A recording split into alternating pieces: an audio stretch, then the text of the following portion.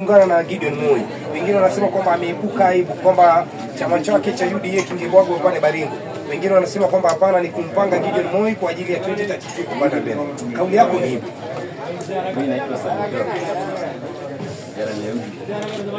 Rais ameepuka aibu. Unahisi kwa nini ameepuka aibu? Kwani ground inakaaje? Sababu kuna watu wengi wanamwangalia. Mambo haida sasa baba. Rais ameepuka aibu. Basi goli. Ndio huyu. Sasa bwana ndio huyu. Familia ya Gideon Moi na ya nini? Ndio wako majiji. Wanakula pamoja. Sisi hapa hakuna kitu tunakula.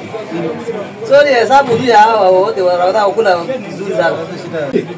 Watu wa Baringo wamezungumza jana. Wakasema rais alimsalimia Gideon Moi kwa kuepuka aibu.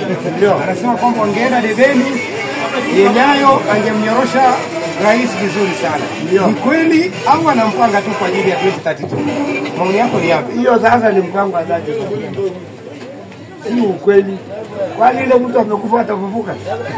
Hata wewe umeona sema kama wewe unaonaje? Hivyo rais anampanga Gideon Moi kwa ajili ya 2032? Sio pia apate mashauri kama vile ya huyu ni unahisi wangeenda kwenye uchaguzi hali ingekuwaje? Gideon Moi angewania? angepata majini kitambo hajui kutetea kuongea na watu. Yeye anajua kizungu tu. Na unajua Kenya wanataka Kiswahili. Kuna ile mtu akisoma lazima asikie nini Kiswahili ajue kitu inaendelea. Lakini hata ukiwa kizungu na hakuna mtu ametafsiri utakuwa umejua nini. Lakini watu wa Baringo chama cha KANU wanasema rais ameepuka aibu.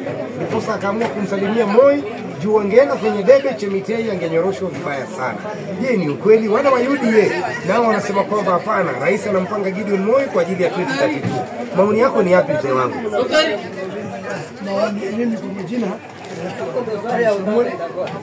mkaaji wa West Pokot mkutano kwa maoni ya Baringo. Mimi naona Baringo ni kama wakati rais wa Jamhuri ya Kenya aliamua kuungana na Gideon Moi, sio kwa sababu watu wanafikiria kama angesimama na Chemitei angenyoroshwa asubuhi, lakini kwa sababu sasa alienda handshake na president, hiyo ni kwa sababu Kenya ni nchi ambayo ina demokrasia. So wakati wameungana kama protest government, hata sisi tunafurahi kwa sehemu hii. Hivyo unahisi Gideon Moi anaandaliwa kwa 2032 ama ni kipi ambacho kimepelekea mpaka akaeko kwenye serikali? Mimi nahisi kwamba hii mpango ni labda mambo ya 2032 haiwezi kukosekana katikati hapa. So labda wanamwandaa kwa sababu 2032 ni kama hakuna mtu atakuwa juu sana kuliko Gideon. So nafikiri mambo ni ya 2032. Gideon Moi kuweko pale na pengine tumekuwa tukimuona akiibukia waziri wa usalama wa ndani Kipchumba Murkomen. Nitaleta ugomvi kati ya wao wawili ama itabidi Kipchumba Murkomen aridhike tu?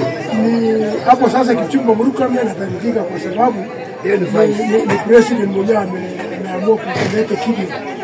So Kipchumba sasa anaridhika. Anasema asante sana mzee wangu. Nashukuru sana. Ondoka mamlakani baada ya tuta. Wewe unasemaje? Anapanga jamii. Ground si mbaya kwa. Okay. Unahisi kwamba anampanga Gideon Moi kwa ajili ya 2032 pengine nafasi gani? Urais au naibu? Naibu ya Kainadi. Ground inakaaje?